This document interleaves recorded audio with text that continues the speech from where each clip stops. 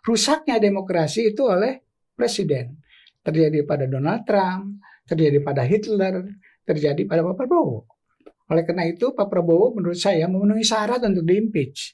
Tapi tidak mau diimpeach, kita turun ke jalan dulu. Kenapa Anda berpikiran untuk mengganti presiden? Nah itu dia. Apa yang jadi masalah? Apa yang salah dengan yang dilakukan kalau Anda memandang bahwa ini waktunya harus segera berhenti? Yang merusak demokrasi Indonesia adalah Pak Jokowi, pertama, di periode yang kedua. Ya. Dan lebih rusak lagi Pak Prabowo. Pak Mahfud, sekarang kita melihat setelah Mas Saiful dilaporkan, lalu juga pada saat yang sama Islah Bahrawi dilaporkan. Lalu muncul Ubedillah Badrun juga dilaporkan. Lalu terbaru Ferry Amsari. Kita akan khawatir akan muncul lagi, ini dilaporkan, si itu dilaporkan, kawan kita yang ini dilaporkan. Apa yang Pak Mahfud lihat dengan itu? Tidak pakai memorandum 1, memorandum 2, karena undang-undangnya waktu itu harus pakai, tapi tidak pakai kan. Artinya Pak Mahfud itu yang terjadi selama ini ya? Selama ini bukan terjadi, impeachment, tetapi justru itu ya, gerakan itu ya? Sama saya dengan Pak Saiful. Tidak ingin ada kekerasan. Tetapi fakta di dalam teori, di dalam sejarah, memang itu yang terjadi kalau mengelolanya tidak benar. Kalau mengelolanya benar, semakin demokratis kan semakin bagus. Nah kalau saya tahapannya ya mengingatkan. Pak Saiful mengingatkan sambil berteriak. Saya ingatkan itu salah loh. Karena begini, mungkin sekarang aman-aman aja ya. Kalau terjadi perubahan konfigurasi politik, habis tuh semua orang-orang.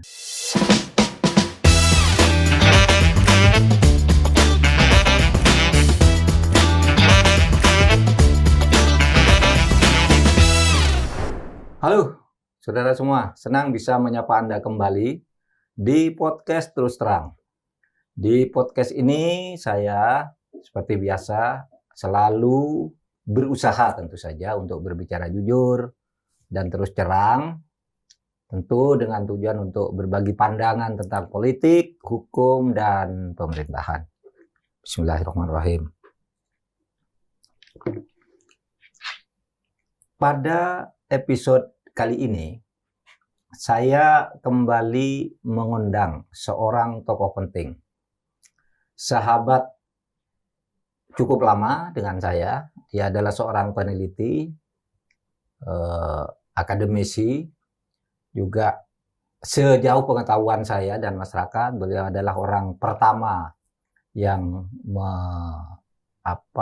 membiasakan kita, mengajak kita untuk memahami segala masalah, terutama di bidang politik itu dengan survei.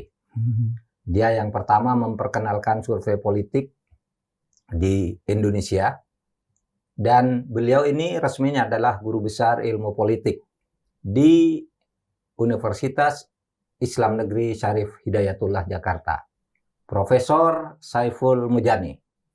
Halo. Terima kasih. Halo, Bang. Atas kehadirannya. Terima kasih diundang. Karena sedang geger tentang Pak Saiful. Mari simak dan ikuti pembahasan ini sampai akhir. Sampai akhir agar Anda mendapat pemahaman secara utuh, tidak sepotong-sepotong. Mari kita mulai. Mas Rizal, saya persilahkan untuk menanyakan apa saja mari kita kepada Mas Saiful ini. Saya tentu bisa juga memberikan penjelasan-penjelasan dari aspek hukum dan konstitusinya. Silakan, Mas. Baik, terima kasih Mas Saiful, terima kasih hadir di studio kita malam ini. Thank you. Saya sapa netizen dulu. Saya kira ini kali pertama saya di podcast ini, selama podcast ini jalan, berhadapan dengan dua profesor, dua sekaligus. Dua guru besar. Yang pertama kita tahu, tuan rumah Pak Mahfud, Profesor Mahfud MD adalah guru besar Hukum Tata Negara dari Universitas Islam Indonesia Yogyakarta. Dan yang kedua adalah Profesor Dr. Saiful Mujani MA. Beliau ini berdua, Pak Mahfud maupun Pak Saiful, adalah guru besar yang menurut saya punya reputasi dan penghormatan tinggi pada bidang masing-masing. Anda mungkin baru mengenal Mas Saiful Mujani sebagai seperti yang Pak Mahfud katakan tadi, seorang pollster, sekarang memimpin dan karena mendirikan SMRC, Saiful Mujani Research and Consulting, ya. Tapi seperti kata Pak Mahfud, beliau sejatinya adalah guru besar politik dari UIN Syarif Hidayatullah, mendapatkan gelar master dan PhD-nya dari universitas yang sama, dari Ohio State University Amerika Serikat. Jadi saya kira malam ini Pak Mahfud dan Mas Saiful, saya akan ajak berdiskusi secara ilmiah, secara akademik, tentang demokrasi, tentang politik dan hukum, tentang kondisi Indonesia sekarang dan masa depannya seperti apa. Pak Mahfud, saya mulai dengan tamu kita, Pak ya. Baik. Mas Saiful, sebagai seorang guru besar politik, saban hari mengajarkan tentang demokrasi, bergelut dengan survei yang itu kaitannya dengan demokrasi dan politik. Bagaimana Anda melihat wajah demokrasi Indonesia saat ini? Oke, makasih atas undangannya, merasa terhormat. Apalagi lagi dikuyok-kuyok. ini bisa jadi juga dikuyok-kuyok juga nanti. Dikuyok-kuyok. Iya, lagi dikuyok-kuyok. Nggak apa-apa, ini bagian dari kebebasan gitu ya. Saya sih merespon itu dengan santai. Kalau bicara tentang kondisi politik Indonesia, kondisi demokrasi lah ya, tadi seperti Bung tanyakan di Indonesia seperti apa. Ada ukuran-ukurannya. Kalau kita bicara tentang politik yang lebih beradab, gitu Pak Mahfud, ya adalah bentuknya demokrasi. Dalam sejarah peradaban manusia, kalau kita percaya pada evolusi, peradaban politik adalah demokrasi itu adalah mungkin sejauh ini capaian yang tertinggi untuk sementara ini. Terbaik ya. Terbaik lah. Di antara sekian pilihan. Dari sekian pilihan, tidak sempurna tentu saja demokrasi itu, banyak masalahnya, tapi dibanding yang lain inilah kira-kira yang paling cocok untuk sifat manusia, kira-kira begitu. Nah, oleh karena itu ukurannya adalah seberapa demokratis kita. Kalau untuk melihat seberapa beradab politik kita, Pak Mahfud, itu kurang lebih pertanyaannya seberapa demokratis kita dalam berbangsa dan bernegara ini. Dia menjadi ukuran berarti ya? Menjadi ukuran, jadi kriteria. Dan kebetulan ataupun tidak, tapi menurut saya itu bukan kebetulan, ada korelasi antara kesejahteraan dengan demokrasi. Itu percaya orang seperti Amartya Sen, seorang ekonom pemenang hadiah Nobel. Amartya Sen, dia percaya betul bahwa demokrasi itu sangat berhubungan dengan kesejahteraan. Di situ ada misalnya untuk kontrol, unsur kebebasan, media maupun masyarakat kayak begitu, sehingga dalam suasana yang bebas ini bisa dicegah kemungkinan penderitaan yang keterlaluan, itu misalnya penderitaan, kelaparan misalnya dan seterusnya, karena ada media, ada yang memberitakan, ada yang teriak, kira-kira begitu. Itu hanya dimungkinkan dalam iklim demokrasi. Jadi karena itu jangan dipisahkan antara demokrasi dan kesejahteraan sosial ekonomi dalam hal ini. Bahkan ada studi yang lebih belakangan, pemenang hadiah Nobel juga barusan kemarin, bahwa demokrasi itu menjadi sebab untuk kesejahteraan. Itu ya, Acemoglu. Itu tesisnya seperti itu. Ya. Kalau soal itu jadinya ada nggak yang Pak Saiful lihat sesuatu yang menyimpang atau yang salah dari demokrasi kita? Kalau kita bicara konteks Indonesia. Saya belum masuk ke situ. Belum masuk ke situ. Iya. Jadi sekarang ini ukuran kita, kemajuan politik kita adalah seberapa demokratis kita.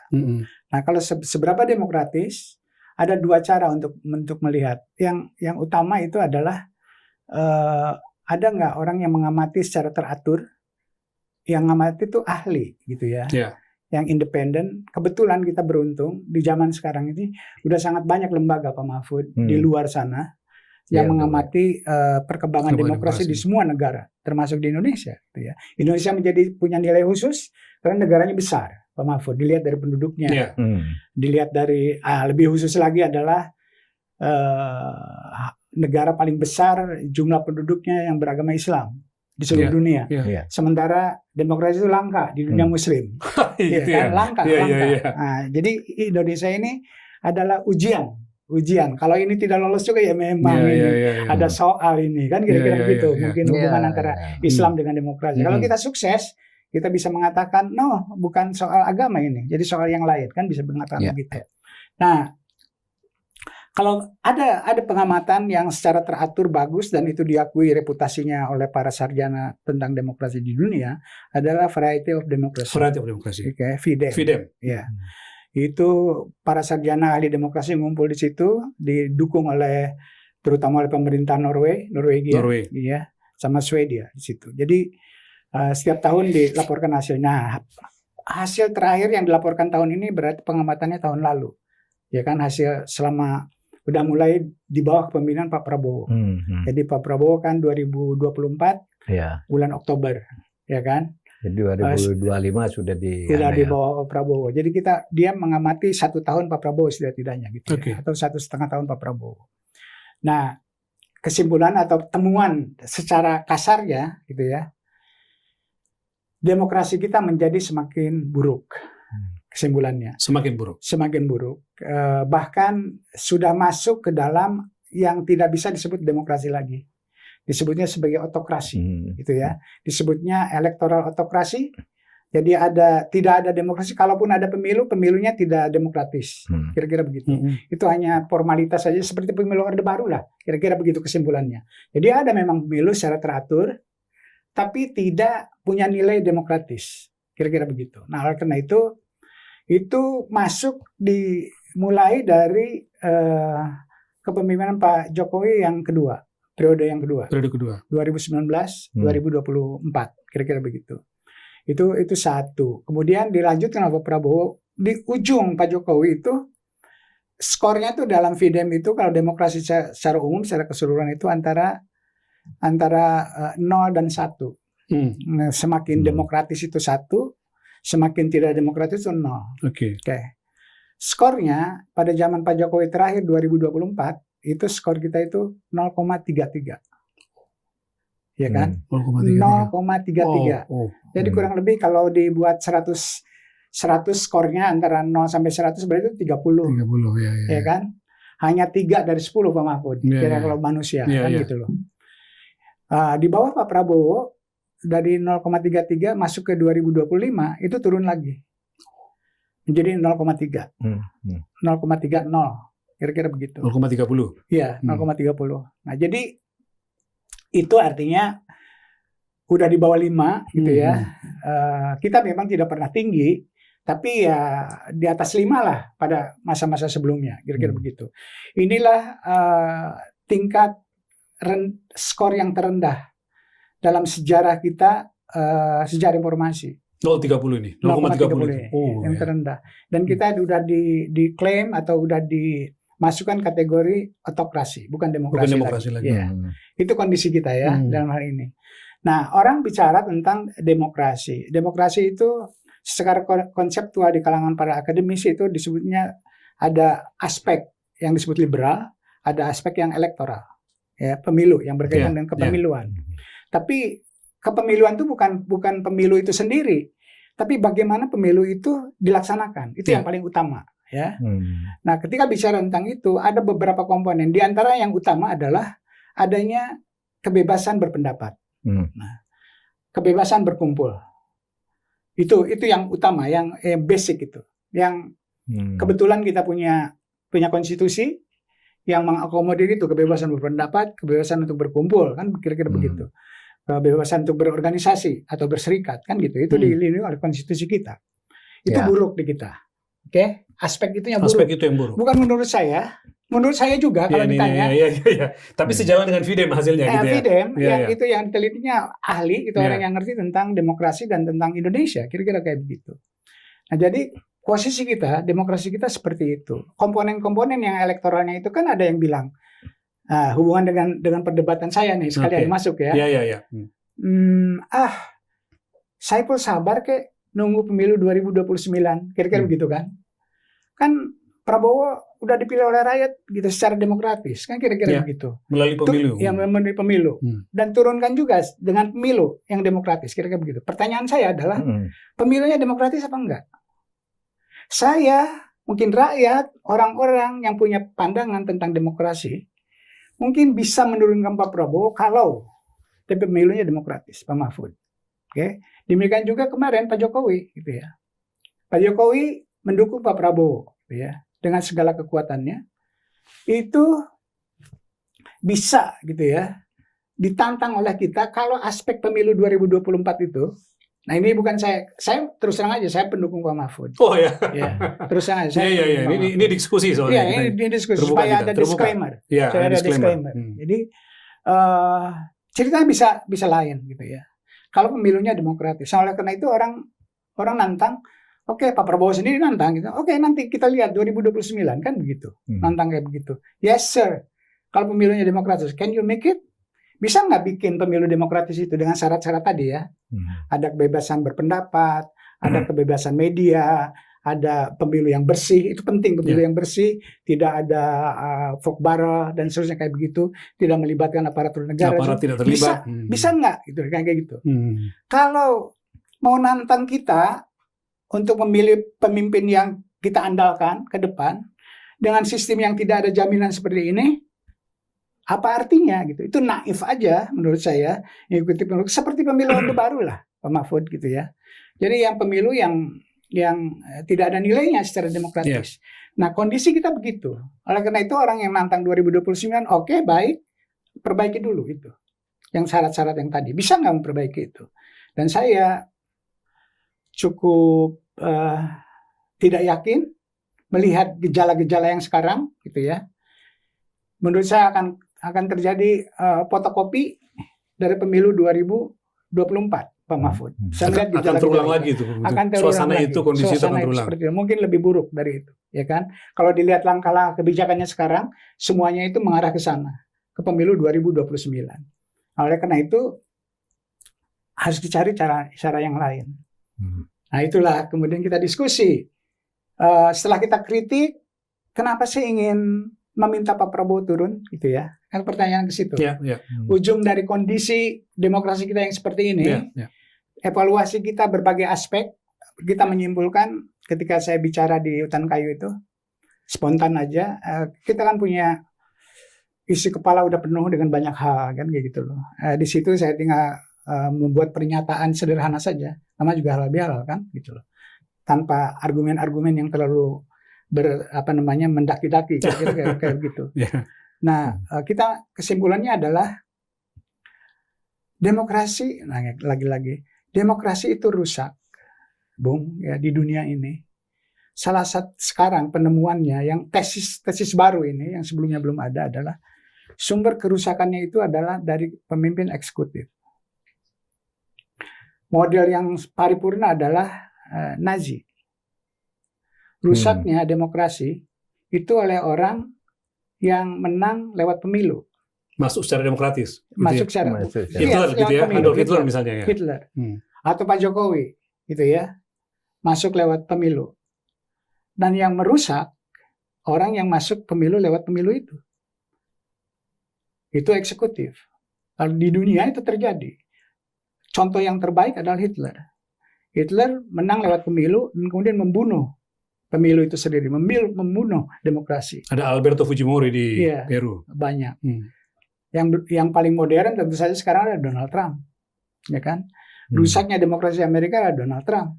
Oke, saya punya punya pandangan, punya persepsi, punya observasi. Yang merusak demokrasi Indonesia adalah Pak Jokowi pertama di periode yang kedua, ya. Dan lebih rusak lagi Pak Prabowo yang merusak ini. Oleh karena itu kesimpulan saya waktu itu, nah karena rusaknya demokrasi itu akan berimplikasi kemana-mana Pak Mahfud, kebijakan yang dibuat, gitu ya. Karena dia menjadi penguasanya tidak secara demokratis, kebijakan-kebijakannya juga tidak memperhatikan aspek-aspek yang demokratis tersebut, aspek check and balances misalnya, aspek opini dari masyarakat dan seterusnya. Dia buat aja apa yang dia mau, kira-kira begitu. Nah itulah otokrat, ya. Nah, saya melihat seperti itu. Nah, karena itu, jadi kalau istilah teman kita Ferry bilang di Indonesia itu ada 3 masalah. Masalah yang pertama Prabowo, yang kedua Prabowo, yang ketiga Prabowo. Ferry Amsari, gitu ya. Itu di forum itu ya. Itu opini dia kan, punya hak dia penilaian seperti itu. Gitu ya. Nah. Semua suasana seperti itu, saya diminta bicara yang paling terakhir Pak Mahfud. Ya. Jadi suruh menyimpulkan. Setelah Ferry berarti ya? Setelah semua ya. Setelah semua dan Ferry terakhir. Nah oleh itu karena sumber masalahnya adalah Pak Prabowo, maka dia harus di-impeach, kata Ferry kan. Iya, kemudian pas masuk saya juga setuju tadi kan, argumennya adalah sumber masalah yang utama dalam demokrasi itu sekarang itu adalah kepala eksekutif, ya kan?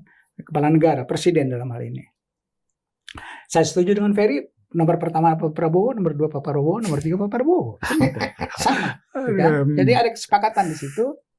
Cuman Ferry mengelaborasinya ke impeachment. Saya challenge dia. Bagaimana kamu bisa melakukan impeachment? Pak Mahfud terus terang aja, saya sebelum pemilu 2024, saya udah teriak-teriak di podcastnya Wahyu Muryadi, gitu ya. Pak Jokowi itu harus di-impeach. Karena udah melanggar undang-undang, melibatkan polisi, melibatkan tentara, melakukan budget negara gitu untuk memenangkan Pak Prabowo. Saya udah ngomong kayak begitu sebelum pemilu dijalankan, karena saya melihat gejala-gejala seperti itu. Gitu ya. Tapi kan siapa yang peduli, ya kan? Lain ceritanya kalau ada kekuatan yang oposisi di DPR yang cukup kuat. Pada zaman Pak Jokowi kan kacau banget itu. PDI Perjuangan yang berseberangan dengan Pak Jokowi sendiri kemudian berada dalam kubunya Pak Jokowi waktu itu masih gitu, belum keluar kan gitu loh. Jadi nggak ada siapa-siapa di situ. Teriak-teriak juga seperti teriak di gurun pasir saya Pak. Nggak akan ada yang dengar kan gitu loh. Oke. Nah sekarang Ferry bicara tentang impeachment. Saya bilang dalam konstelasi politik di DPR seperti sekarang almost impossible, gitu. Hampir tidak mungkin. Saya tidak bilang tidak mungkin, makanya hampir tidak mungkin. Sulit lah gitu ya. Sulit lah gitu. Nah, mau gimana caranya? Nah, kita harus istihad Pak Mahfud, gitu ya. Istihad saya adalah, ya kebetulan kita guru politik gitu ya. Kebetulan juga demokrasi, banyak studi demokrasi. Nah, itu Pak nanti tolong dikoreksi atau dipertajam oleh Pak Mahfud. Fondasi demokrasi itu bagaimanapun adalah konstitusi. Itu satu aspek. Di samping rakyat tapi juga konstitusi. Demokrasi konstitusional namanya. Oke? Nah, dalam konstitusi kita, gitu ya, ada 3 cara untuk mengganti presiden. Gitu ya. Kemudian Ferry bilang sebelum presiden berakhir secara normal, masa kekuasaannya bisa diturunkan lewat impeachment. Oke? Jadi hanya ada 2. Secara normal tidak turun di jalan, berarti mengarah pada pemilu. Yang kedua adalah lewat impeachment. Hanya 2 ini. Hanya dua ini. Mereka lupa, gitu ya. Atau belum dielaborasi oleh Ferry. Gitu. Sekarang sih udah sepakat sama saya, gitu ya. Jadi ada aspek lain lagi yang dilupakan, termasuk terutama oleh para pengkritik terhadap saya dari yang mewakili pemerintah gitu ya. Saya pun ini gimana? Katanya pendukung demokrasi tapi nggak menerima hasil pemilu, kira-kira begitu. Saya tidak terima karena pemilunya tidak demokratis. Saya mengakui hasil pemilu itu kalau pemilunya demokratis. Itu saja syaratnya kan. Saya memang pendukung demokrasi, tulen, fanatik gitu ya. Oleh karena itu harus menjaga demokrasinya itu betul-betul demokrasi gitu ya. Pemilunya harus demokrasi. Nah, penilaian saya dan penilaian para ahli di dunia yang sebutkan tadi itu tidak demokratis 2024 itu. Oke. Nah, itu satu. Kedua, lewat impeachment. Cuma saya bilang tidak bisa. Oleh karena itu, yang ketiga adalah cara prosedur yang konstitusional juga. Karena apa? Karena ada dasarnya di dalam konstitusi kita, Pak Mahfud. Kita dikasih kebebasan untuk berpendapat, dikasih kebebasan untuk berkumpul, ya kan? Untuk berserikat dan seterusnya. Itu dasar yang pasal 28E gitu ya, undang-undang dasar kita. Kemudian di undang-undang juga sebagai penjabaran dari ini adalah ada jaminan undang-undang untuk melakukan pawai, untuk melakukan demo gitu ya, untuk melakukan kumpul secara masif kayak begitu. Turun ke jalan bersuara gitu. Undang-undang nomor 1998 kalau nggak salah. Iya, itu.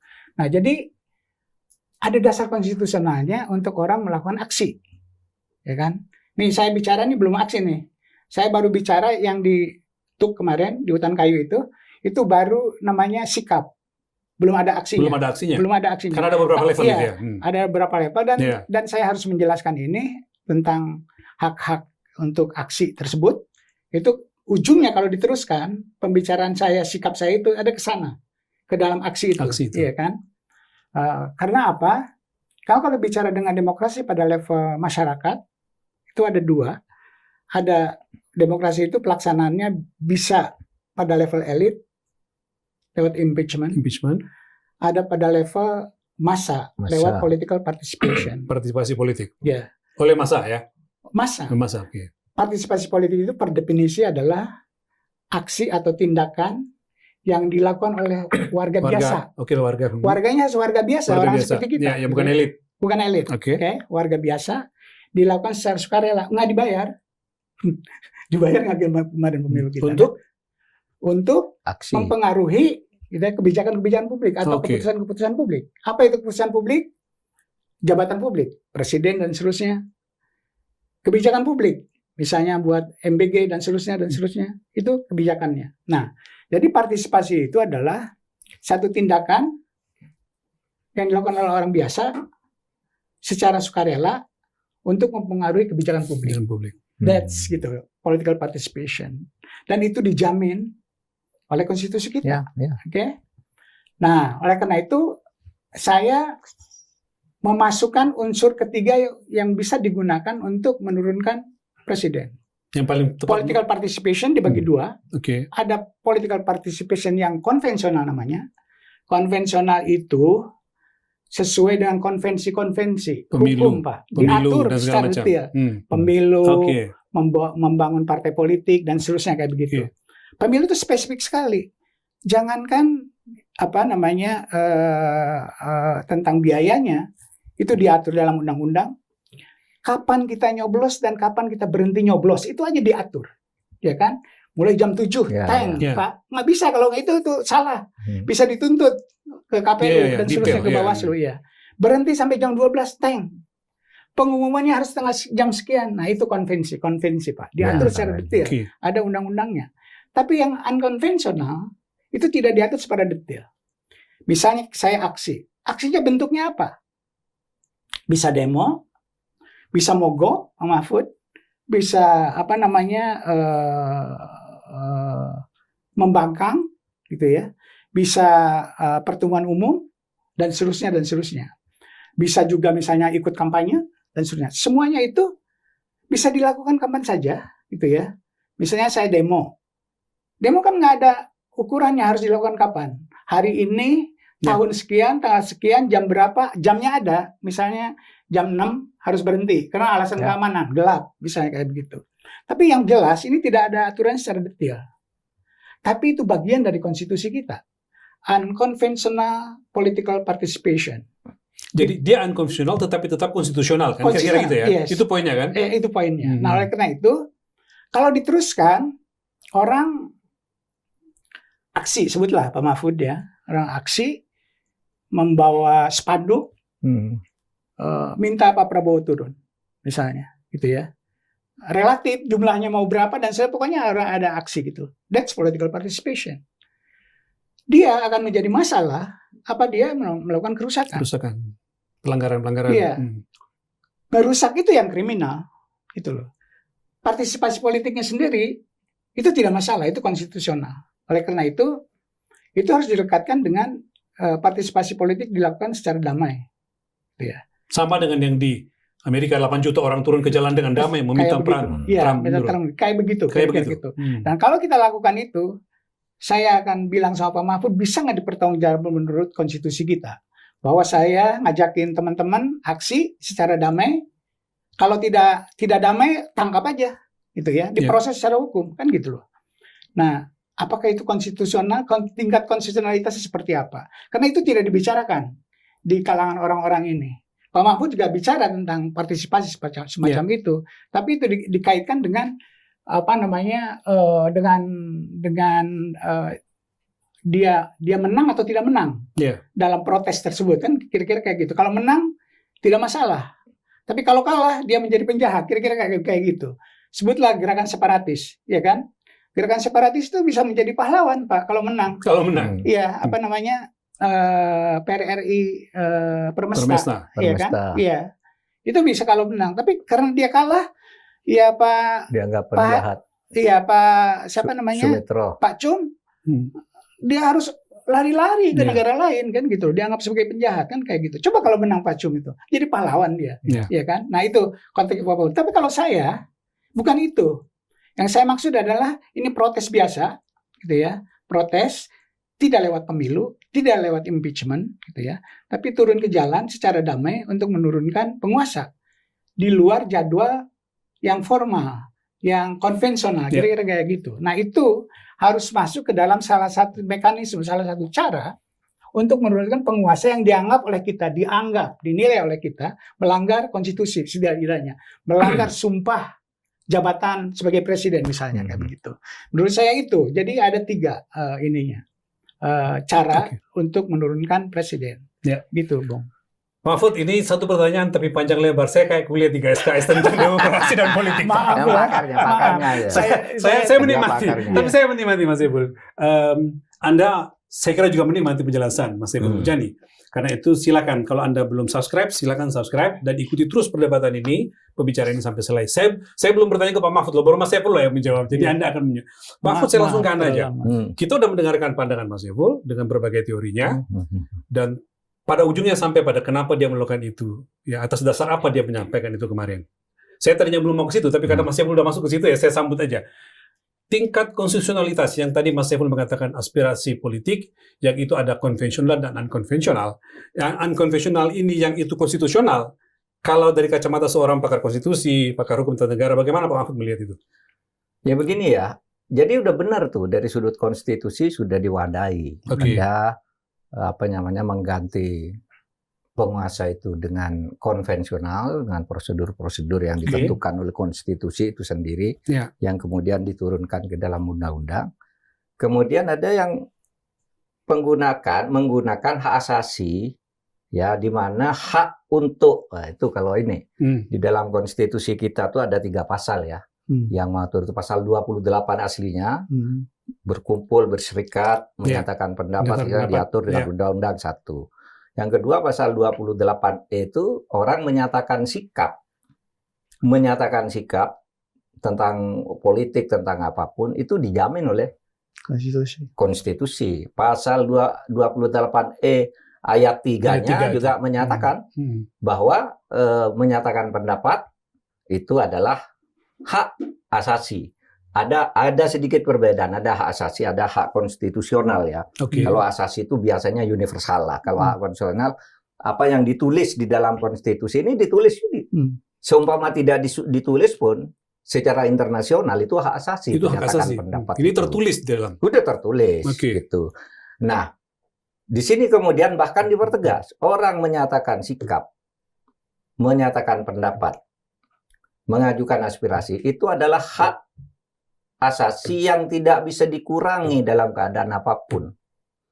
Jadi dia punya dasar konstitusi juga, orang bersikap itu. Satu, taruhlah penguasa punya dasar konstitusi, kalau saya mau menjatuhkan begini, saya juga punya hak asasi dong, berdasar konstitusi pasal 28. Ya kan?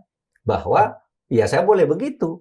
Kalau itu berhasil menjatuhkan, ya bisa. Dan itu menurut saya ya, di Indonesia, mengganti presiden di tengah jalan itu lebih banyak menggunakan tidak pakai prosedur konvensional itu. Yang terjadi selama ini. Iya, yang terjadi selama ini kan semua kan. Partisipasi. Iya, semua partisipasi. Seperti yang Mas Saiful tadi sampaikan. Mulai dari Bung Karno. Jadi itu tetap harus dilindungi.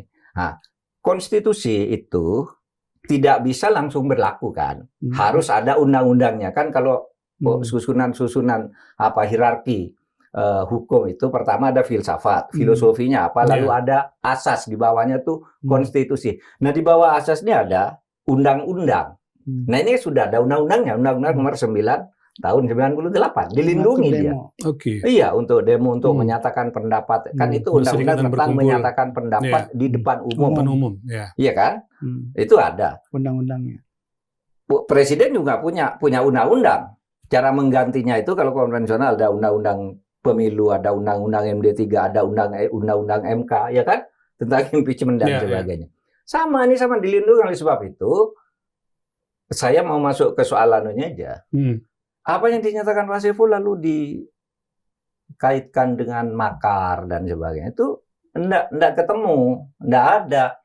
Begini, makar, setiap tudingan orang melakukan tindak pidana itu harus ada unsur-unsur delik yang dipenuhi, ya kan? Dan di dalam hukum pidana itu tidak boleh ada tafsir lain kecuali yang tertulis di situ. Di hukum pidana itu ya? Iya, boleh itu asas di hukum yang pidana. Yang lain boleh ditafsirkan, tapi pidana kalau tidak. Hukum perdata kan kadang-kala bisa. Bisa. Ya, hukum lain bisa gitu. Tapi hukum pidana enggak boleh. Kalau dalam ilmu syariah namanya kias itu ya. Kias. Enggak boleh kias. Misalnya mencuri ya. Mencuri sekarang. Mencuri itu mengambil barang orang lain untuk dimiliki dengan cara melawan hukum. Kalau korupsi beda. Tidak bisa disamakan orang korupsi itu dengan mencuri. Karena sekarang kan ada orang bilang, itu orang korupsi itu dihukum mati aja gitu. Atau dipotong tangan aja gitu. Kenapa? Itu kan sama mengambil barang yang untuk dimiliki, nggak bisa. Nah sama dengan ini, nggak bisa. Unsurnya apa? Kalau dikatakan makar dulu ya, makar itu kan yang langsung ditudingkan ke Pak Saiful ada pasal 193, salah ya, yaitu makar dengan maksud menggulingkan pemerintah, ya kan?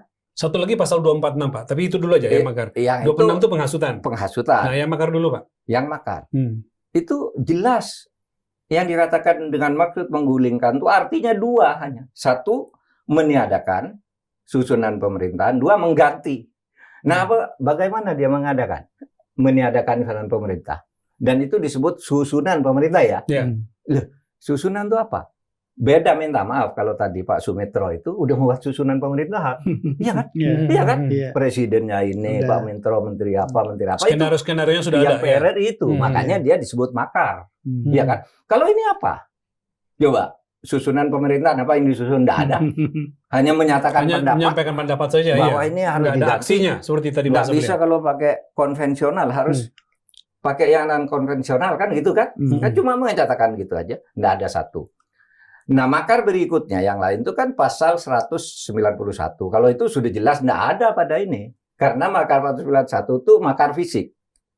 Menyandera presiden, membuat presiden tidak bisa bekerja, menangkap, mengunci di dalam kamar dan kira-kira kayak gitu. Nggak ada yang makar kepada presiden secara fisik. Nah, ada lagi makar. Itu makar di pasal 192 yang berusaha mengalihkan wilayah RI ke pihak asing.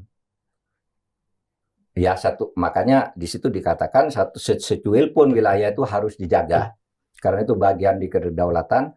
Nah, barang siapa menyebabkan satu cuil tanah pun dari warga ini pindah ke negara asing, itu makar. Yang kedua, separatisme. Organisasi kemerdekaan di daerah-daerah itu menyebabkan kedaulatan negara hilang. Jadi menghilangkan daerah ke pihak asing. Yang kedua, memerdekakan atau berusaha merdeka. Itu makar. Gitu. Jadi arti makar ya cuma itu. Bahkan bisa juga kan kalau misalnya sekarang, kalau mau suka ngait-ngaitkan yang tidak makar disebut makar. Orang menjual pasir. Itu kan menyebabkan wilayah kita berkurang. Berpindah ya. Tengahnya itu jarak dengan Singapura yang tadi kan di sini, tengahnya di sini. Sekarang makin dekat ke sini, kirang kita kehilangan tanah.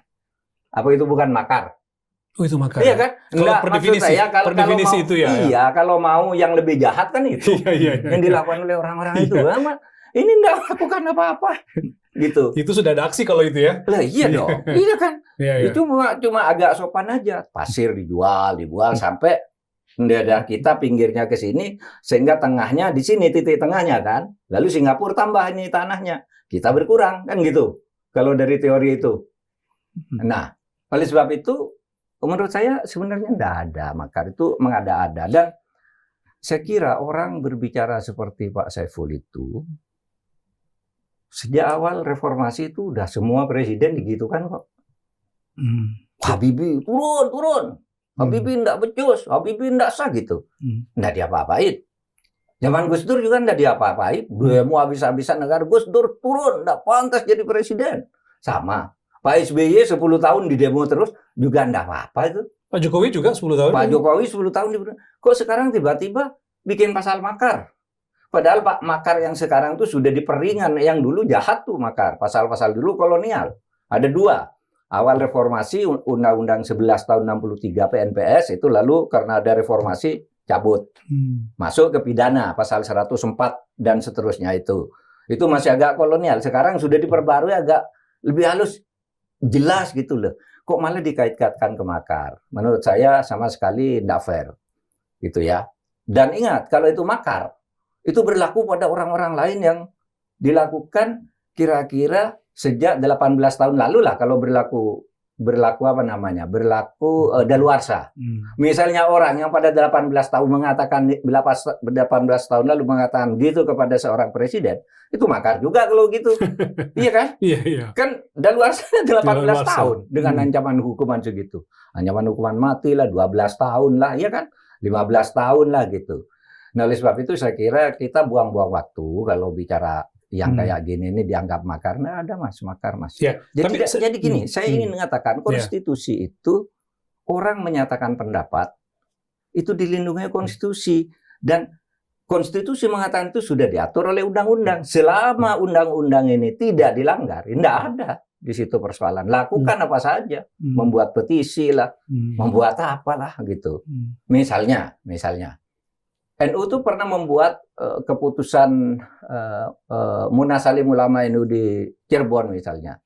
Itu ngancam NU akan mengeluarkan fatwa agar rakyat tidak membayar pajak kalau korupsi tidak dihapus gitu. Itu mengatakan gitu, makar enggak? Menyuruh rakyat tidak taat pada undang-undang.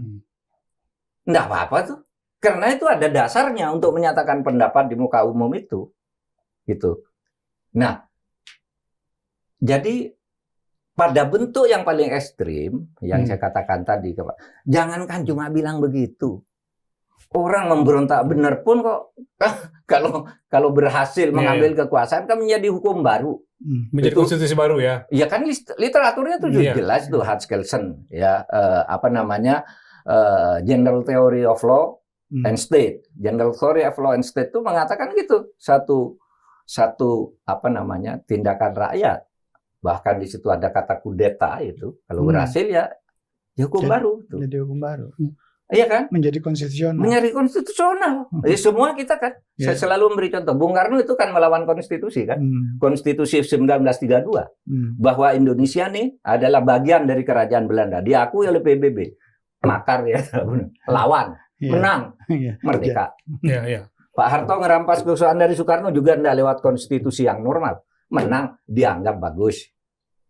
Pak Harto jatuh awal reformasi kan. Bagus juga kan hasilnya. Jadi begini Mas Saiful, tentang demokrasi itu saya ngamati ya. Demokrasi itu bagus setiap ada perubahan kekuasaan dengan agak keras gitu ya.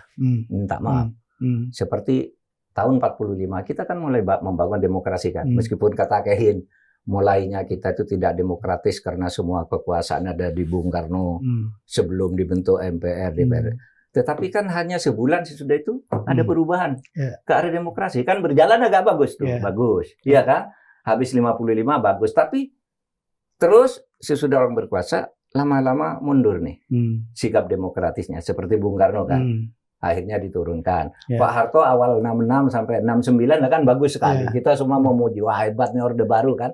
Tapi begitu pemilu juga terus mulai korupsi sampai dijatuhkan lagi. Reformasi sama Pak. Begitu reformasi selesai Pak, kita punya undang-undang KPK, punya undang-undang MK, dan seluruh undang-undang itu atau sebagian besar undang-undang itu dibuat oleh DPR. Begitu kuatnya ya aspirasi rakyat kecil. Tapi lama-lama kan ini mulai korup lagi. Sehingga memang perlu ada kejutan-kejutan. Nah, sentakan-sentakan seperti yang disampaikan Pak Saiful barangkali untuk mengingatkan kita. Nggak ada salahnya tuh skala konstitusional. Coba, tadi apa disebut? Penghasutan. Nggak juga. Penghasutan itu menghasut, menganjurkan, mengajak orang lain untuk melakukan sebuah tindak pidana. Gitu ya? Ini ngasih tindak pidana enggak? Dan seumpama iya pun melalui kekerasan. Iya, di pasal itu dengan kekerasan, Pak. Kekerasannya nggak ada. Iya toh. Apa? Nggak ada. Jadi ini mengada-ada saja. Oleh sebab itu, menurut saya ya apa sih yang mau dikerjakan kita ini? Gitu. Kok kayak gitu-gitu menjadi masalah hukum. Nanti begini loh, bahayanya itu orang terbiasa menggunakan hukum untuk membungkam orang lain, untuk mengkriminalisasi orang lain, itu bahaya bagi Indonesia sendiri. Kalau hukum gitu nanti siapapun yang berkuasa berikutnya akan punya dasar. Lo kemarin tuh melakukan itu kok nggak apa-apa. Dia mengkriminasi lagi orang lain berikutnya begitu lagi. Terus apa gunanya kita punya negara hukum yang gitu? Iya kan? Iya, Pak Mahfud saya mau teruskan. Saya sekalian ke Mas Saiful. Dalam beberapa diskusi dengan Pak Mahfud, dari berbagai kelemahan misalnya muncul dari demokrasi itu, tapi ada satu yang discaya dalam demokrasi, yaitu pembatasan atau periode seseorang itu memimpin. Jadi kalau misalnya di kita 5 tahun, ya 5 tahun gitu. Nah, Mas Saiful tidak memandang itu sebagai sesuatu yang saya ngikutin itu sebagai sebuah muatan dalam demokrasi, sehingga saya membiarkan ini dulu jalan sambil kita cermati, tapi di tahun terakhir saya punya hak untuk mengganti. Gimana? Harapan dan normatifnya begitu, ya. Secara normatif. Itu yang konvensional tadi. Yang konvensional. Ya, ini bicara konvensional ya. Nggak apa-apa, Pak. Saya bukan anti konvensional. Yes, ya. oke. Konvensional itu bagi saya bisa menerimanya sejauh itu memang demokratis, ya kan? Tadi asumsinya 5 tahun berkuasa itu kan asumsinya ini berjalan secara demokratis. Nanti ada pemilu lagi dijalankan secara demokratis. Sehingga peralihannya itu dilakukan secara demokratis. Jadi ukurannya demokrasi atau tidak demokratis. Kalau prosesnya itu tidak demokratis, mau jalan pakai apa kita? Ya kan? Berhadapan, kita hanya benar bisa menciptakan satu pemerintahan demokratis kalau jalannya demokratis. Kalau jalannya tidak demokratis, bagaimana kita bisa mengharapkan pada pemilu? Kan begitu. Nah, oleh karena itu harus dicari. Kalau Pak Mahfud tadi mungkin agak radikal ya ininya cara pandangnya. Bukan radikal. Ada bukunya tuh. Iya, ada bukunya. Di Indonesia tuh bukannya Ismail Suni itu tentang pergeseran kekuasaan eksekutif. Kenapa sih kok eksekutif bergeser terlalu jauh? Lalu dia kutip bukunya Hans Kelsen itu tadi. Bisa kok katanya. Ada yang pelan-pelan kayak gitu. Ada kalau dirampas juga bisa. Bukan, maksud saya radikal tuh Pak Mahfud kan perlu mungkin kejutan-kejutan. Soal itu. Bukan yang tadinya. Jadi mungkin kita harus terima kenyataan dan kelihatannya itu berpola Pak Mahfud ya. 25 tahun itu harus dievaluasi. Ya kan? Secara lebih mendasar evaluasinya kira-kira begitu. Dan cuma itu kalau saya berat menerima kekerasan itu Pak Mahfud. Itu ya harus diakui ya. Bahwa saya penganjur jalan ketiga untuk perubahan elit kekuasaan, tapi syarat normatifnya adalah itu harus damai. Kata orang, saya penakut, mungkin gitu ya. Tapi intinya kita orang bukan tidak dilatih untuk melakukan kekerasan, ya kan? Kita dilatih untuk persuasi, bicara, ya kan begitu loh. Meyakinkan orang, bikin norma, hukum dan seterusnya kayak begitu. Oleh karena itu, bagi saya yang tadi jalan ketiga itu harus jadi norma, harus dinormalkan, gitu loh, harus dinormalkan. Kalau jalan pemilu tidak bisa jalan karena jalannya itu tidak demokratis, sudah tidak ada jalan lain di situ, impeachment juga tidak jalan, kita pakai jalan yang ketiga ini, political participation. Yang toh konstitusional juga gitu ya? Iya, toh konstitusional juga. Tapi yang saya jadi takut kalau Pak Mahfud bilang, wah itu harus itu. Kejutannya evaluasi gitu ya. Saya berpikir itu begitu juga Pak Mahfud. Cuma saya sangat menekankan bagaimana itu dilakukan secara damai gitu ya. Jadi bagaimanapun tahun 65 itu korbannya terlalu banyak gitu ya. 98 juga banyak. Ya alhamdulillah makin kesini makin sedikit. Zaman Gus Dur nggak banyak gitu ya. Pohon aja tebangin di Jawa Timur gitu ya. Nah, mudah-mudahan aspirasi seperti Pak Mahfud itu makin tidak ada kekerasannya. Ya kan berevolusi kayak begitu seperti demonstrasi di Amerika. Ya kan relatif gitu ya. Ya, saya potong sedikit. Tapi kalau itu terjadi, maka yang terjadi adalah orang protes dengan damai teriak-teriak. Setelah itu selesai, nggak ada perubahan apa-apa. Atau masuk ke kode ketiga bahwa itu memancing orang untuk melakukan impeachment setelah itu. Penggabungan yang teori Mas Saiful mengatakan. Iya. Makanya alternatifnya adalah kita tidak bisa hanya political participation massa, demo dan sebagainya. Di situ akan ketemu dengan kepentingan elit, gitu kan. Elit ini kan politisi, bukan kayak massa, gitu ya. Kalau politisi itu yang dipikirkan kekuasaan aja gitu loh. Jadi kalau kekuatan massa ini betul-betul signifikan gitu ya, seperti pada 98 gitu ya, atau pada 66 juga, 65 juga sama kira-kira kayak begitu. Politisi akan melihat angin ini berembusnya kemana kan kira-kira begitu. Nah jadi itu harus ada klop. Nah misalnya kayak 98 yang bagus itu adalah tadinya katanya kepikir MPR itu akan membuat keputusan memberhentikan Pak Harto, ya kan? Itu terjadi setelah ada pressure, setelah ada demo, ya kan? Dan semacam itu kemudian ketemu, ya. Dan tidak ikut konvensional. Tidak konvensional. Tidak pakai memorandum 1, memorandum 2, karena undang-undangnya waktu itu harus pakai, tapi tidak pakai kan. Artinya Pak Mahfud itu yang terjadi selama ini ya. Selama ini bukan terjadi oleh sebab tapi justru itu ya, gerakan itu ya. Sama saya dengan Pak Saiful. Tidak ingin ada kekerasan. Tetapi fakta di dalam teori, di dalam sejarah memang itu yang terjadi kalau mengelolanya tidak benar. Kalau mengelolanya benar, semakin demokratis kan semakin bagus caranya. Tidak akan ada kekerasan-kekerasan politik seperti tadi yang menakutkan. Kita semua ikut jalan damai. Oleh sebab itu kita selalu bersuara agar jangan sampai terlalu jauh kan begitu.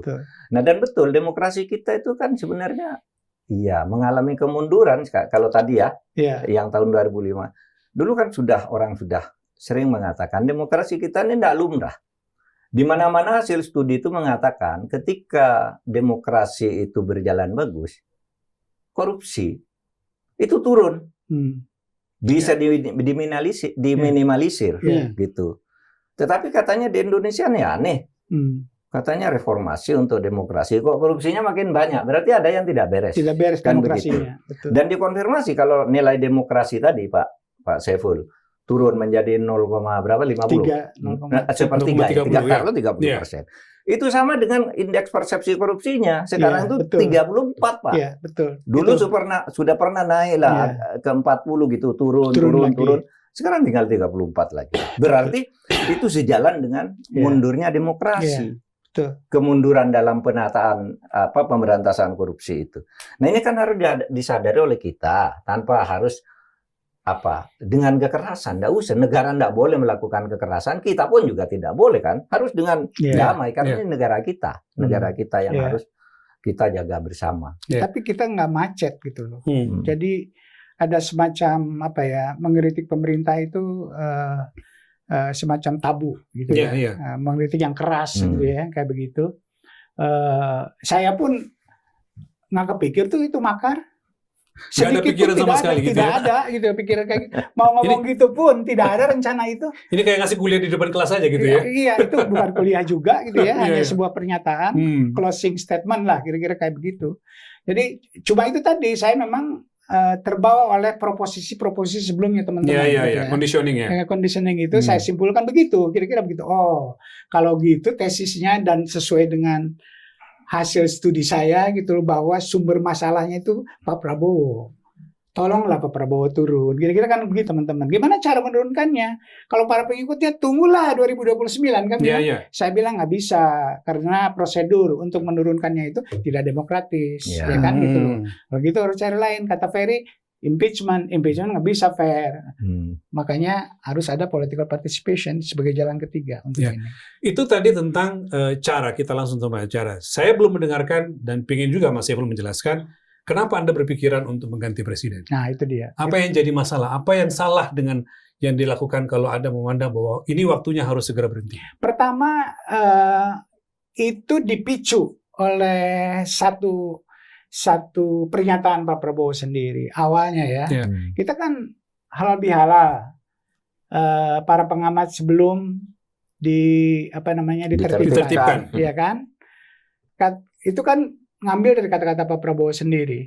Dia akan menertibkan para pengamat yang menganggap pokoknya tidak senang lihat pemerintahan berhasil kan kayak gitu loh.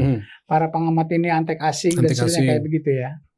Yang menurut saya itu tidak boleh presiden ngomong kayak begitu di hadapan umum gitu ya. Kalau dia lagi marah-marah dengan temennya kayak begitu dengan anggota kabinet boleh lah. Tapi kalau pidato kayak begitu itu saya sebut itu tidak presidensial. Tidak mencerminkan seorang pemimpin gitu ya. Dan memang Pak Prabowo terlalu banyak pernyataan-pernyataan yang tidak presidensial itu Pak Mahfud ya. misalnya apa ya, seperti yang dikatakan yang tadi, terus juga mengatakan lo gue kan kayak begitu. Itu kan tidak pantas lah seorang presiden begitu. Iya ngomong kayak begitu ya. Jadi menurut saya memang ada masalah kayak begitu. Itu satu, tidak presidensialnya. Berikutnya adalah presidensial yang tidak presidensialnya adalah karena bagi saya ya, persepsi saya adalah Pak Prabowo mengancam konstitusi kita, hasil dari amandemen, konstitusi hasil reformasi. Kan nggak tahu, saya minta pendapat Pak Mahfud, apakah presiden itu wajib memegang sumpahnya dia sebagai sebagai presiden? Apakah wajib janjinya itu dipegang oleh presiden atau tidak wajib, kira-kira kayak gitu. Saya lihat di dalam sumpah presiden itu dia harus taat janji atau bersumpah taat pada undang-undang dasar dan undang-undang yang berlaku. Iya kan Pak Mahfud, gitu loh. Itu pegangan saya, normatif saya Pak Mahfud dalam menilai. Tapi begini. Presiden wajib berpegang pada konstitusi yang sedang berlaku. Tapi konstitusi itu memang bisa diubahkan. Betul. Jadi konstitusi itu kalau dia selalu taat kepada konstitusi sebelum ada perubahan tidak apa-apa. Tapi kalau punya program mengubah, saya kira semua kita juga banyak tuh yang punya program agar tuh diamandemen lagi, ada yang kembali lagi ke yang awal, ada yang amandemen parsial ya. Iya, ada amandemen terbatas apa gitu kan ada prosedurnya. Itu saya kira kalau itu boleh dong punya program begitu kan boleh saja. Sekarang ada 3 yang menyikapi undang-undang dasar ini untuk diubah. Ada 4 seluruhnya. 1 ingin tetap aja seperti sekarang, itu 1.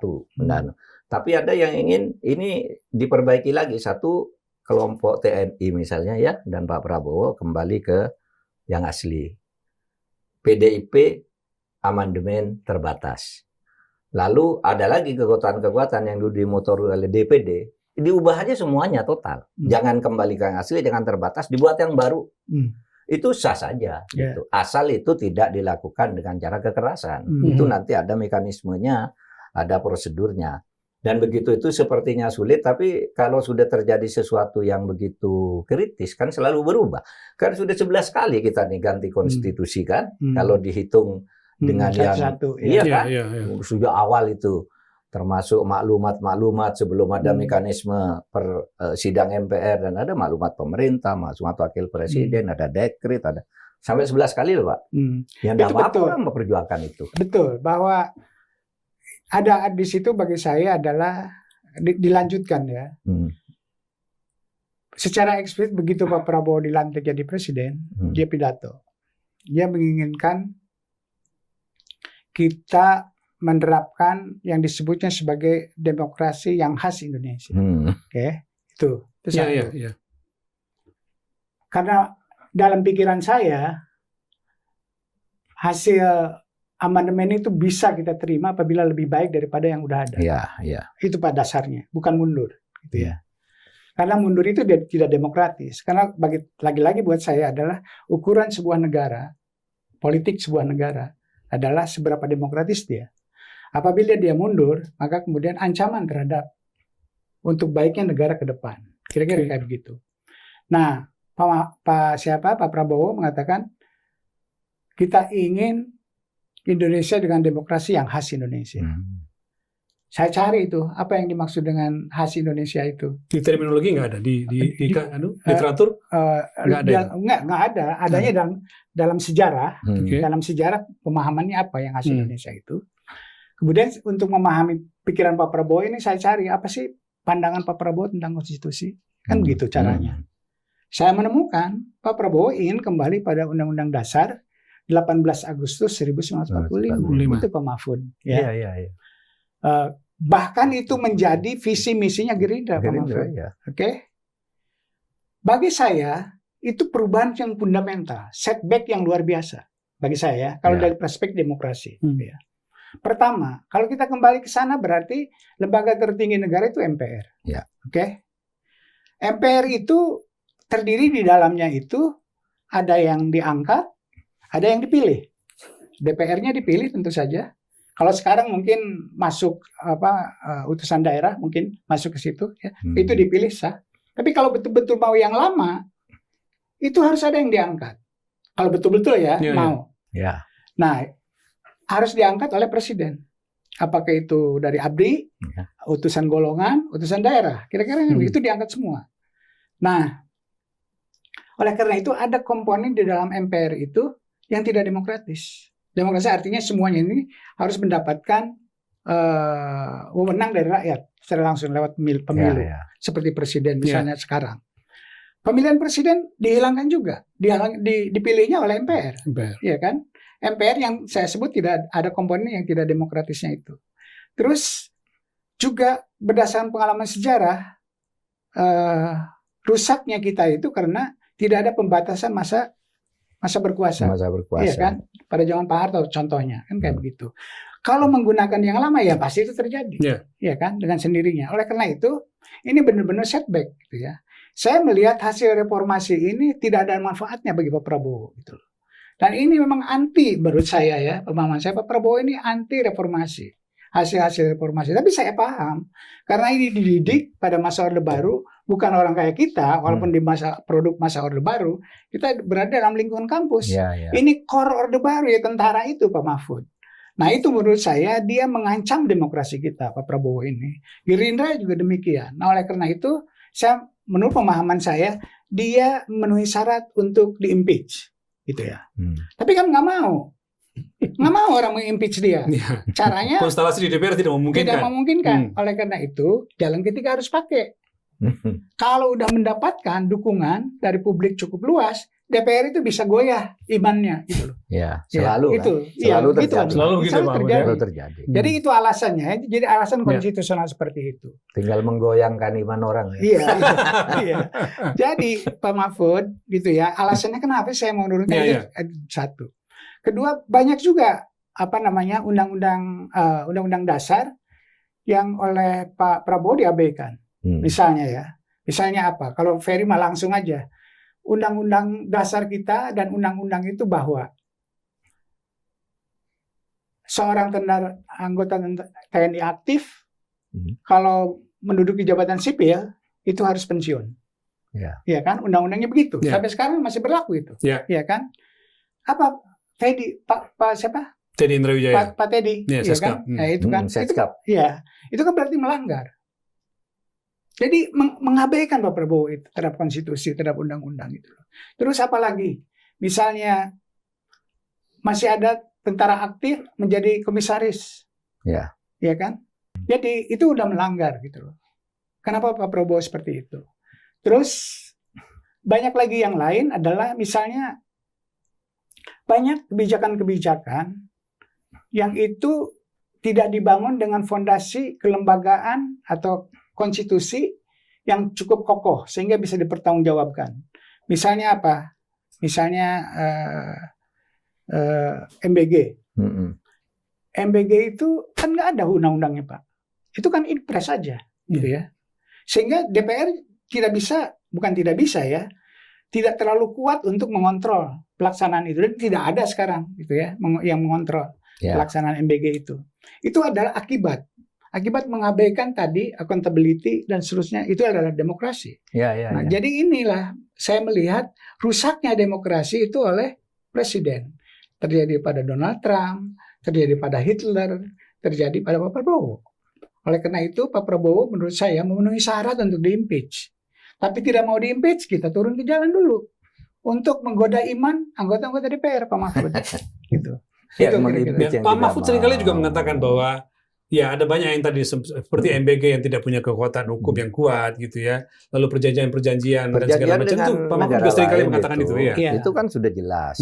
Perjanjian dengan negara lain itu harus dengan undang-undang. Lalu pasal 2-nya ayat 11 itu setiap kerjasama dengan negara lain yang itu kan kerjasama itu kan perjanjian juga yang melibatkan orang banyak, menyangkut hajat hidup orang banyak dan membebani APBN, itu harus mendapat persetujuan DPR. Ini kan banyak nih yang tidak dapat persetujuan. Jalan aja. ya perjanjian reciprocal itu, ART ya, itu, ART, BOP dan segala kemudian macam. BOP juga mau ini kan. Nah itu dan banyak lagi lah yang tidak sesuai dengan konstitusi. Nah kalau saya tahapannya ya mengingatkan, ya Pak Saiful mengingatkan sambil berteriak.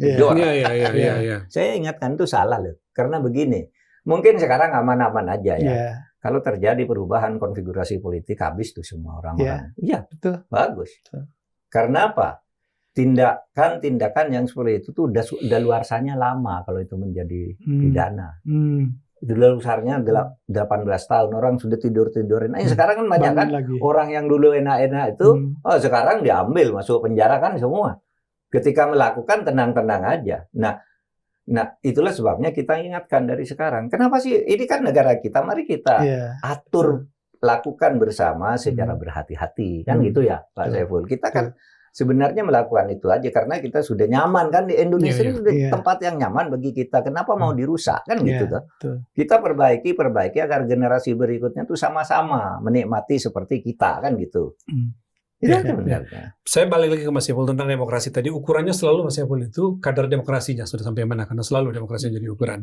Tapi saya ingin membawa ke realitas pandangan publik, pandangan masyarakat Mas Saiful. Kan selama ini seperti yang disampaikan oleh berbagai kalangan yang mengatakan bahwa tidak terjadi apa-apa, baik-baik saja, selalu melihat pada angka-angka survei. Ya, ini kebetulan Mas Saiful juga seorang pollster. Misalnya nih, Maret lalu LSI survei dan hasilnya mengatakan bahwa 70% lebih orang Indonesia, responden itu mengatakan bahwa Indonesia dijalankan secara demokratis. Kira-kira gitu ya. Lalu ada 84,sekian% mengatakan bahwa puas dengan kemerdekaan berserikat dan berkumpul. Sementara Mas Saiful pada sisi lain mengatakan demokrasi kita sudah parah di bawah kepemimpinan sekarang. Bagaimana menjelaskan itu? Itu tantangan sendiri ya. Saya sebagai pollster gitu ya, bertanya kepada masyarakat umum untuk mengevaluasi sebuah konsep yang sangat abstrak, gitu ya. Jadi cukup konsisten responnya seperti itu. Responnya tidak seperti ahli yang saya kutip tadi. Kalau itu kan ahli. Ya, yang diminta pendapatnya untuk menilai. Kalau ini kan masyarakat biasa, masyarakat umum. Tergantung pada tingkat abstraksi yang dipakai untuk menilai. Kalau pertanyaannya seberapa puas Anda dengan pelaksanaan demokrasi di Indonesia? Jawabannya bisa 70%, kan gitu loh. Angkanya nggak pernah di bawah 50% dari dulu. Selalu begitu. Ya, selalu. Saya punya ininya. Itu satu. Tapi kalau pertanyaannya lebih tidak terlalu abstrak seperti itu, misalnya gini, menurut penglihatan Anda, apakah orang cukup sering atau sangat sering takut bicara tentang politik? Itu kan lebih ini daripada demokrasi kita berjalan dengan baik atau tidak baik. Itu lebih ngawang gitu ya, lebih generik. Bukan ngawang, perlu pemahaman yang luar biasa. Tapi kalau tanya, menurut Anda, apakah ini dalam survei ya, apakah orang sering atau sangat sering takut bicara politik atau tidak pernah merasa takut? Misalnya pertanyaan seperti itu. Kalau pertanyaan seperti itu hasilnya lain banget. Tapi ada variasi juga yang menarik. Kalau pertanyaan itu kebetulan saya punya dari tahun 99 pertanyaan itu, Pak. Ditanya at least setiap 3 tahun sekali. 3 tahun. Ya, sampai termasuk surveinya Jaya di LSI kemarin. Dia tanyakan. Cuma herannya saya orang nggak ada yang peduli terhadap itu. Sekarang kalau di zamannya awal-awal kita reformasi, Pak, yang merasa takut bicara politik itu di bawah 20%. Itu artinya dia merasa bebas gitu kan. Mau ngomong apa aja kan. Itu pada masa itu. Sekarang udah 55. Yang merasa takut. Itu artinya apa? Itu fakta. Kemunduran gitu loh. Terus satu. Kedua, misalnya apakah pejabat pemerintah itu suka melanggar undang-undang atau konstitusi apa tidak gitu loh. Seberapa sering atau tidak pernah melanggar undang-undang kayak gitu. Itu sekarang skornya dulu itu angkanya yang orang punya kesaksian semacam itu sama di bawah 20%. Sekarang posisinya berapa? 60. Artinya ya mundur. Gitu. Coba dibuat indikator-indikator yang lebih spesifik. Gitu ya. Jadi memahaminya itu sangat tergantung pada tingkat abstraksi isu yang kita tanyakan. Begitu isunya didetailkan, lebih dekat pada apa yang mereka lakukan, jawabannya akan dekat dengan para ahli-ahli tadi, gitu loh. Jadi itu lebih realistis. Mungkin jawabannya seperti itu. Pak Mahfud, sekarang kita melihat setelah Mas Saiful dilaporkan, lalu juga pada saat yang sama Islah Bahrawi dilaporkan. Lalu muncul Ubedillah Badrun juga dilaporkan. Lalu terbaru Ferry Amsari. Kita akan khawatir akan muncul lagi ini dilaporkan, si itu dilaporkan, kawan kita yang ini dilaporkan. Apa yang Pak Mahfud lihat dengan perkembangan terbaru ini? Itu menurut saya bikin ribet aja sebenarnya. Dan mestinya polisi tidak harus menindaklanjuti ya kalau tidak harus menindaklanjuti. Iya dong, kalau unsur-unsurnya tidak ada gimana? Wajib merespon tapi tidak harus menindaklanjuti. Iya kan ada. Iya, wajib diterima dong. Wajib Tapi sesudah itu dianalisis, oh ya tidak ada, ini udah berhenti gitu. Nggak usah dilanjutkan. Banyak kasus begitu juga. Berapa ribu laporan tiap hari ke polisi di seluruh Indonesia. Tapi banyak juga yang selesai. Oh ini bukan tindak pidana, oh ini perdata, oh ini apa gitu. Itu banyak. Nah yang begini itu seharusnya diberlakukan begitu juga. Kan unsurnya tidak ada yang memenuhi ya kalau tadi gitu. Istilahnya menurut Pak Mahfud. Menurut Pak Mahfud, mantan Menko Polhukam, Ketua Kompolnas, gitu. Jadi ini pesan penting buat para penegak hukum. Ya, makanya saya tanyakan ya, Ketua MK gitu ya. Ya begitu. Jadi itu bikin ribet apa gitu kayak gitu. Kayak nggak ada kerjaan lain aja. Dan itu melayani hal-hal yang kayak gitu kalau aparat penegak hukum menurut saya ya mundur juga. Ya, tidak benar juga. Meskipun sebenarnya kalau aparat penegak hukum itu kan tidak boleh menolak laporannya, tak ditampung aja sesudah itu dianalisis, tidak harus kemudian harus memanggil yang bersangkutan kalau dari awal unsurnya tidak ada. Kenapa harus dipanggil? Udah ini enggak punya unsur kan gitu saja. Dan yang begini ini ribuan bahkan puluhan ribu, Pak, yang tidak ditunjukkan itu karena enggak ada unsurnya. Ini karena dikait-kaitkan dengan politik aja jadi ribut. Ya, seakan-akan ini sudah memenuhi, nanti dipanggil, wah ini penjaranya sekian, macam-macam lah. Gitu aja, Mas Rizal. Ya, Mas Saiful, ini terakhir-terakhir nih saya mau tanyakan, kalau misalnya ya dialog kita ini sampai kepada Presiden, siapa tahu ya gitu ya. Presiden, saya pengen tahu tuh Saiful ngomong apa tuh sekarang setelah kejadian, saya lihat, dan lalu mengatakan Pak Seskap, undang Saiful Munjadi ketemu saya di Hambalang. Mas Saiful berkenan ketemu dengan Presiden menjelaskan bahwa waktunya sekarang Bapak mundur. Ada dua hal. Permintaan Presiden itu bisa ditolak nggak Pak Mahfud? Bisa, kenapa tidak? Itu dia. Kan ada yang bilang. Kan banyak orang juga nggak mau. Iya. Nah, oleh karena itu. Tapi lebih banyak yang senang kalau dipanggil. Tapi pemahaman saya adalah mungkin lebih bermanfaat gitu ya. Kalau saya memperlakukan diri saya sebagai oposisi, gitu ya. Oposisi artinya ya silakan Bapak jalanin aja pemerintahan, nanti saya kontrol dari luar, kan gitu loh. Jadi manfaatnya lebih baik saya tidak datang untuk itu. Oke. Yang datang banyak seperti Pak Mahfud bilang. Gitu. Yang masih banyak yang mau dipanggil gitu ya. Banyak yang mau dipanggil dan banyak masukan sudah sebenarnya disampaikan. Gitu ya, yang udah disampaikan dan yang saya suarakan ini kan banyak di pikiran orang yang lain juga. Iya, gitu loh. Banyak gitu loh. Dan banyak juga yang udah disampaikan. Setahu saya ya, teman-teman saya yang berinteraksi dengan istana gitu loh. Oleh karena itu, menurut saya tidak ada nilai tambahnya kalau saya harus datang. Saya lebih baik teriak-teriak aja di luar gitu ya. Setidak-tidaknya mungkin karena DPR malas teriak-teriak ya kita jadi badalnya sedikit kan kira-kira begitu Pak Mahfud. Jadi ada teman kayak Rai Rangkuti dan teman-teman dia membuat satu kelompok menamakan dirinya oposisi dari masyarakat sipil, kayak gitu. Itu menurut saya terhormat gitu ya dan ada manfaatnya kayak begitu. Bahkan saya pernah punya ide begini Pak Mahfud, karena check and balances itu begitu penting ya dalam demokrasi untuk mengawal supaya pemerintahan ini baik, bisa mengabdi kepada masyarakat, accountable, dan seterusnya. Maka kita harus memberikan insentif kepada oposisi. Karena yang dimaksud dengan insentif itu masyarakat kita tuh urusannya dengan duit, gitu. Iya kan? Iya duit gitu urusannya kemudian. Apa boleh buat? Menurut saya untuk kebaikan negara bersama-sama, orang yang menjadi oposisi, yang menjalankan pemerintahan sama-sama bagus. Keduanya harus kita hargai. Kedua-duanya harus kasih insentif yang kurang lebih sama, gitu loh Pak. Gitu loh, Pak Mahfud. Ada harga untuk mereka juga gitu ya? Iya, ada untuk kita bayar, rakyat yang bayar kok, gitu loh ya. Jadi Pak Prabowo kasih insentif materialnya segini, menteri-menteri dan seterusnya gitu ya. Tapi yang partai yang mau bersedia berada di luar juga punya insentif material semacam itu. Dan itu tinggal dibuat aja undang-undangnya kayak begitu.